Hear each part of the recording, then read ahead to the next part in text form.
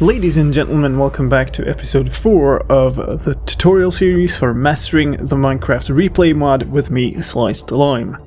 We have now learned to smooth out any problems that we get from the interpolation methods used inside of the Minecraft ReplayMod, how to combine different renders of the same timeline, how to move and reuse that timeline to different parts of the same replay and to an entirely different replay. Now we're going to build further on that and learn how to translocate a timeline to be at a different position as well. This tutorial is going to assume that you've watched all of the previous parts, or at least that you know what was taught in them, especially in the previous part. With that said, let's move on to creating our target shot, which is a player highlight, and for that I've headed back into my backup of my fan server world here. And what we're going to do is we're basically going to show a cool little montage of the different locations inside of this world by simply showing me standing in various different places in this world. Now, in order to make this a truly compelling shot, we're going to do it properly like I told you last time, starting with a soundtrack and then syncing this whole replay to that. So let's hop on over to our started project in Vegas and let me show you what I've got this far.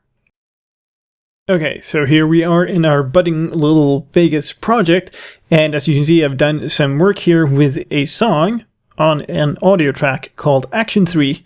It's a song by Jake Call, and as you can see it has some very clear sort of major hits in it, which is something we want, because we're going to sync the beats of this shot to those beats. So here's how it sounds.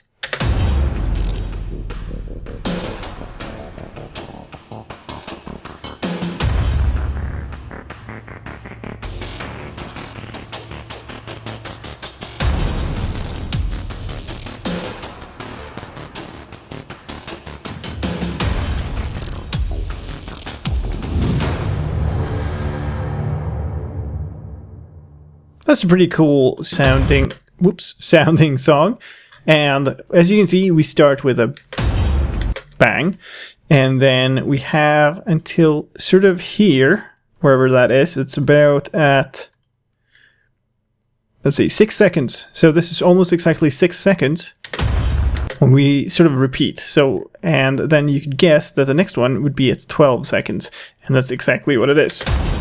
So we have 6-second shots. And what we want to do then is show a different cut of the world every 6th second. And then some smooth and cool camera moves in between. So we have it 18 seconds. And then the whole outro piece at 21. So we'll do 6 seconds, 6 seconds, 6 seconds, 3 seconds, and then an outro shot. Now, the tricky piece of this is to get the character to match up. So what we're going to do is we're going to use a little bit of command magic here. So we're going to do a teleport. So actually, we're looking at, so if you do set block and tab complete, you'll get the exact coordinates of the block you're looking at. So if you then do teleport yourself to those coordinates, that's not what you want to do. You want to teleport yourself to one block above that coordinate. There we go. So let's do that again. And now we're standing on top of that block. And you can also put in a direction so that you're facing a certain direction. So you can put it in 180, now we're facing directly north, and if we look at our character, I'm standing sort of sideways. That is a little bit unfortunate. So what we can do is basically do that. Now I'm standing straight, and then run our teleport command again, and now I'm standing straight on the middle of this block, looking directly forwards. So it's a little bit unfortunate that you have to do this kind of stuff, but because we're recording this inside of ReplayMod, now we have this replay shot of me standing here, and we can show the castle. So let's head on over to a different location and show something different off. Okay, so now we're in a completely different part of the server. We're now in the shopping district, and we can't even see back to the beginning anymore to where we were, but let's say that on top of this tower, this store here would be a nice place to have another view like that.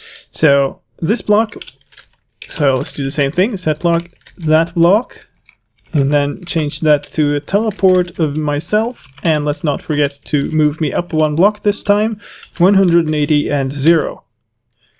And then we're going to back off and move forwards and rerun that command, and now I should be standing straight on top of this, facing directly north.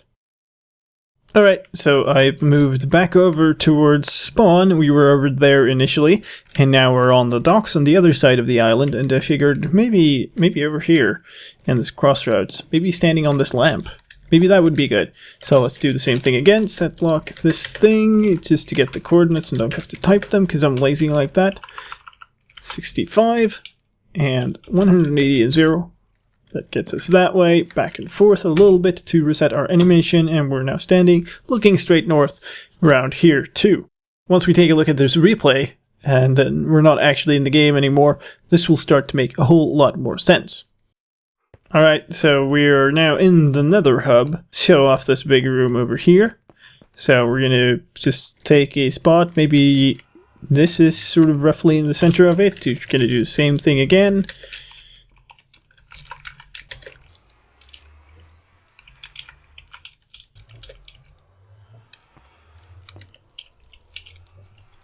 And there we go. We just need 3 seconds of me standing here, which we've got more than enough of now, and then one final shot. And that final area, because why not, is going to be directly under the center of our mob system here in my base. Okay, ladies and gentlemen, we are back inside of our replay viewer for this file, and I've marked out 3 timestamps in the timeline. One for the game to sell. This other one I've actually edited and made sure that it's at exactly 4 seconds.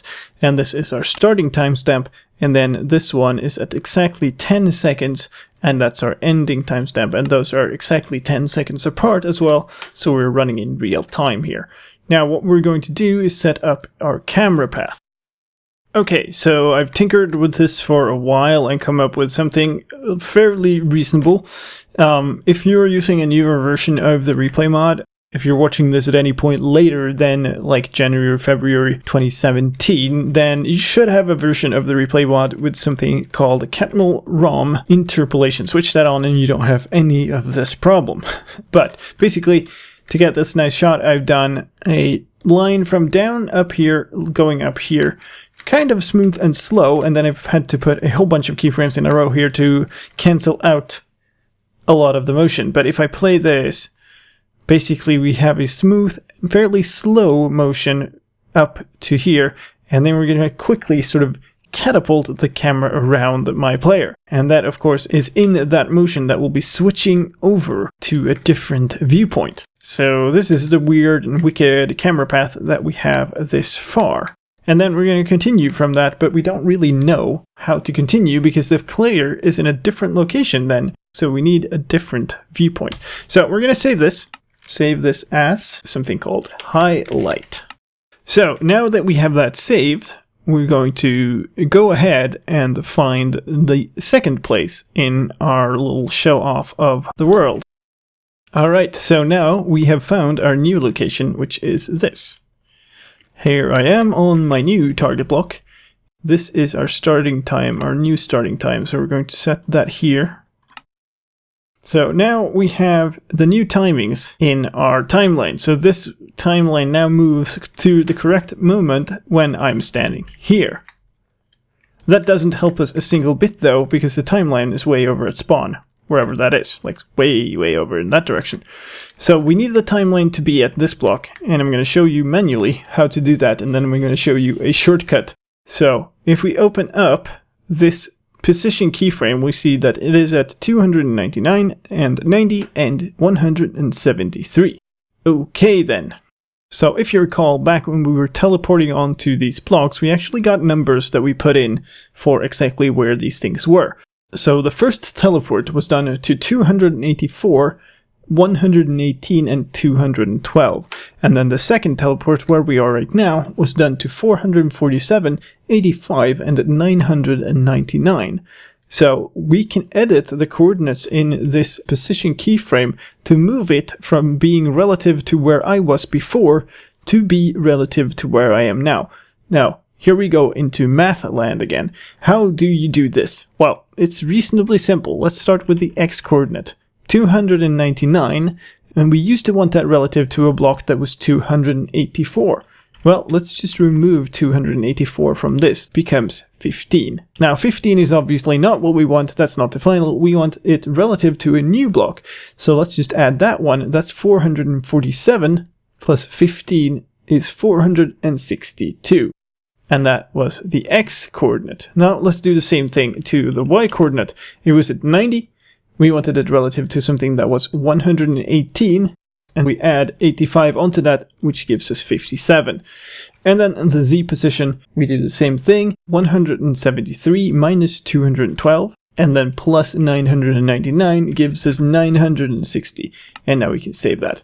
So now we've moved one keyframe to be relative to my new position. Now remember that the first keyframe in the thing was something that was looking from quite far below up onto me. So if we click on this, we can see that we're actually underground here. But that's fine. That's actually perfectly fine. It's not going to matter in the slightest, because the rest of the path is going to be up to here. Now, as you could probably tell, that was pretty tedious. And we only did one keyframe, and we have 1, 2, 3, 4, 5, 6, 7 more of them here. This isn't really going to be a good way to do this, is it? The good news is I've made a tool that will do all of that for you. So if you head on over to my site at slicedlime.tv, there's a replay mover button, or you can go directly to slicedlime.tv/replay-mover. Anyway, this thing is pretty simple. There is a file input, so you just select your timelines.json file. So you go into your MCPR file and you extract your timelines.json file, and then you put that into this website and you put in your reference coordinates. So in our case, the old block was at 284, 118, 212, and our new block is at 447, 85, and 999. Now I hit submit query and I get a JSON file back, which I can then basically replace our timelines.json file with. And then you get to put that timelines.json file back into your MCPR file. Okay, so we are back inside our replay viewer after doing all that. And if I hit X, we see that we have our highlights here. Highlight 2 is the one that I saved it to after just moving the time around. So we're going to load that one. We get a bunch of keyframes here. Pause this and zoom in a bit, and we're going to go to this timestamp and position, and that takes a while.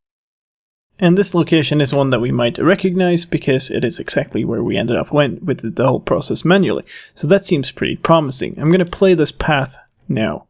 Now, there's a whole lot of glitching going on, but it's clear that it is the same motion centered around me, but the environment is entirely different.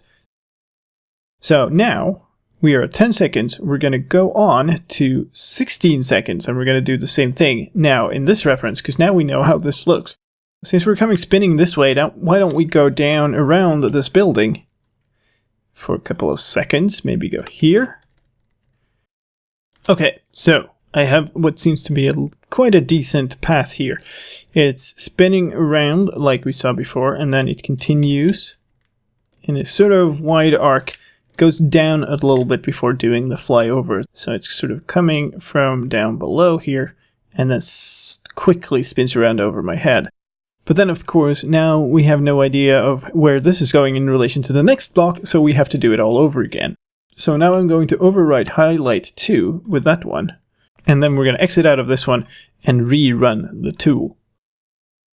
Okay, so I've now re-extracted my timelines.json from that file, so now we can put it back in the tool, and now the old block is what was the new block before, so 447, 85, 999, and the new block is the next place we wanted to be, which was at the pier, so that was 217, 65, and minus 113. So we submit, and we save that file, and we replace that again. And as before, we have to now put it back into the MCPR file. Alright, here we are. I've located the time. We have me in place. We should be able to keep moving here. I've also reduced my view distance a bit to sort of try to get a bit of a head start on the lag. So we have 6 more seconds that we're going to work with here up until we are at, let's see, 16 seconds. So we'll be going to 22 seconds here. That's our next end point. So now that we have that, we can yet again save that as our highlight, overwrite that, and then we'll exit, we'll run it through the tool again, and we'll end up with the Nether segment. And so we have repeated the process for the Nether. We are now at 21 minutes and 50 seconds-ish. And we have come out around my back this way. And this time it's only going to be 3 seconds. So we ended up at 22 seconds. We're going to 25 seconds now. So maybe we'll simply spin a quarter rotation and then do something fancy from here. Basically back out a little bit so we get a little more. Now it's being very hard to read the lines because they cross over each other so much, but that's fine. We will simply double check that what we get as a result is still appropriate, which in this case it appears to be. We're spinning around there, and as long as this line doesn't intersect with anything, it should be okay. Now we're coming that way. Oh, camera's being pointed up. To fix that, so camera goes all kinds of weird on this last stretch, because again, cubic interpolation. So we're going to need a few more keyframes here. I'm going to set those and then we'll move on. Okay, so I've rerun the tool one more time, and now we're at our end point where I am going to be standing in the middle here. I'm actually not in the right place just yet. This is where I'm going to be. So we'll set the timings perfectly for this when we're done with the entire path, but path is coming around my head like this, and then here, and then this is the end of it. So we're going to basically do an ending version for the little final piece of the music. So let me play you that, if I can find it, there. Basically what we're doing from here is this little piece.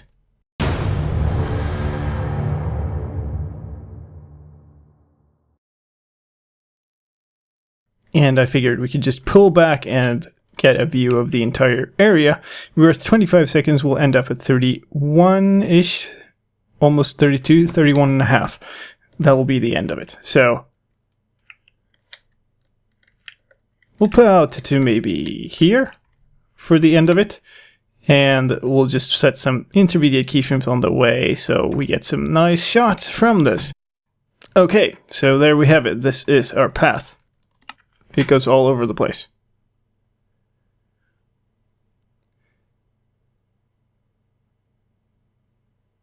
So this is obviously not anything we're going to use in this shape, and especially since it lags so much, it's like impossible to view.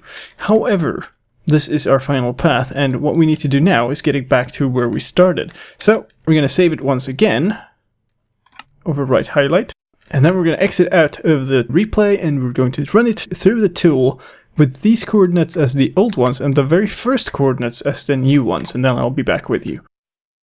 Aha! So I've loaded back our replay, and I've loaded in the timeline from our saved timelines, and it's this crazy roller coaster thing around our tower up here. And of course now we're finally at the point where we can actually render this. And we're not gonna be using all of this footage, but at least this is the complete path that our camera will be taking, and we'll be rendering all of it, even though we're only going to be using the first piece of this, so to speak. But first we need to set the timings, and I believe the appropriate timing was somewhere around 16 minutes. Okay, so we have adjusted these timelines as well.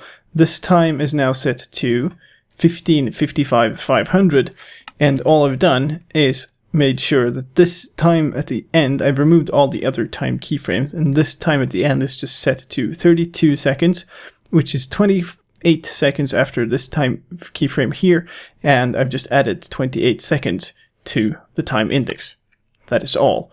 And now we're ready, finally, to render this thing. And now finally, we've made it back into Sony Vegas with our new clip so that we can drop into a video track here. So let's find 4 seconds. That should be our first frame, and it is. So far so good. Let's drop that back, and we can finally run a first draft of what this is going to look like with the music and everything.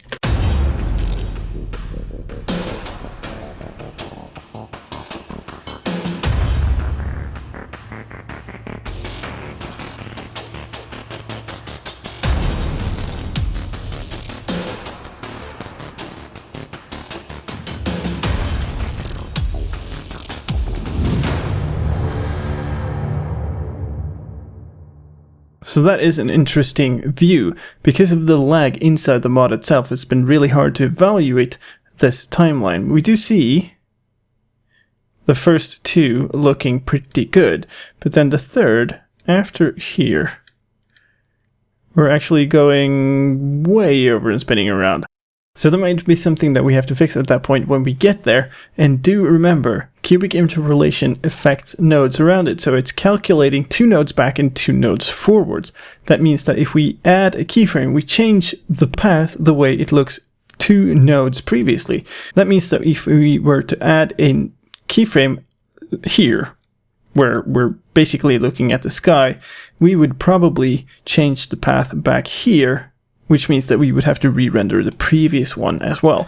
However, that's definitely worth doing. So because we identified that problem, I have moved the entire timeline to this position where that transition happens, so we can take a closer look at what's going on. Game is still very laggy as it's loading in chunks, but hopefully that should sort itself out. Now it seems better. So, or maybe not. Anyway, here we are. The camera comes through, and this part is fine up until this keyframe. However, what happens next is not fine. We're going from this keyframe to this keyframe, and it does so by spinning wildly around. So we need here, probably, we need to just set a number of keyframes here to keep the camera on the right angles. So probably keep it pointing sort of towards me at all times. And that should pretty much solve that issue. Now the question is where it goes after that. But I think that now, since we've fixed that, it should be okay. Yeah, so that will be okay. And now since we've fixed that in this one, we can save that again, overwrite highlight, and then move it back to the previous one so that we can re-render it. Okay, so now we're here, and the roller coaster is positioned around me in this location, and I've just identified that this is where we want the timestamp for this one. I want to set this at 10, which is our first switchover timestamp. So here we're going to have that 18:6 and let's say 500, and that's going to happen at exactly 10:0. So there we go. And then this thing, we can still keep that here because we're going to be rendering the entire thing anyway. So let's just do that and place it at 1750 and something, whatever. And now this thing at 32 needs to be the same as this, but plus some numbers. And this is at 10, this is at 32, so that will be 22 seconds to add. So 32, 0, and this is 18:6 and 500, but now we add 22 to that, gives us 28. There we go. And now we are ready to render this one as well. And with that done, we now have our second video clip to move into Vegas, and I think it's worth doing that just to see that we are still doing the right things, that we're on the right track to get the effects we need, or want, I should probably say. So this is going to be a crossfade, and the question is where. So let's pull this back a bit. We know this transition should happen around here, where the sound is sort of a fairly quick transition over maybe 6 frames. There's an unfortunate pillar in the way, so we might have to move this a little bit earlier, so maybe 4 frames. Okay, how does that look?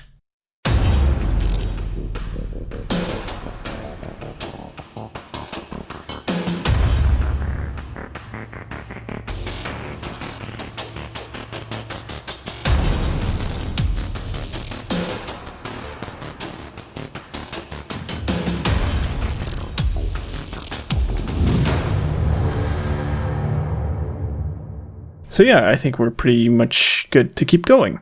So, it's now a fair bit later. I've went ahead and done the remaining transposes and renders.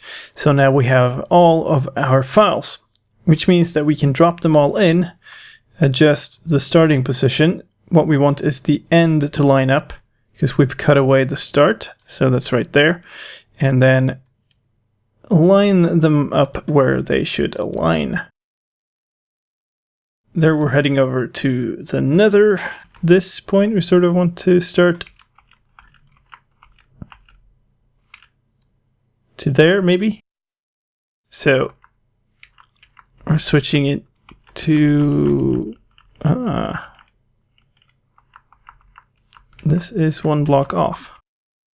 Okay, so we're back inside of the replay mod, and I figured out what the problem was. These, if we look at F3 here, these are, I guess it doesn't say in this.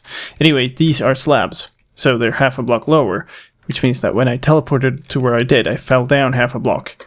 So that's why the position was wrong, so we're just gonna re-render. I've moved this whole timeline again, half a block lower, but it doesn't look like it's intersecting anything, so that should be perfectly fine. We'll just render it once more.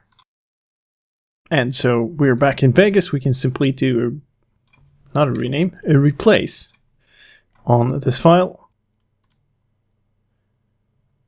There we go, and this should now sync up. And there we go. We are pretty much ready to do some final testing on this. So, after hours and hours of work, lots and lots of switching between ReplayMod and my tool and Explorer work and more figuring stuff out, we have a render.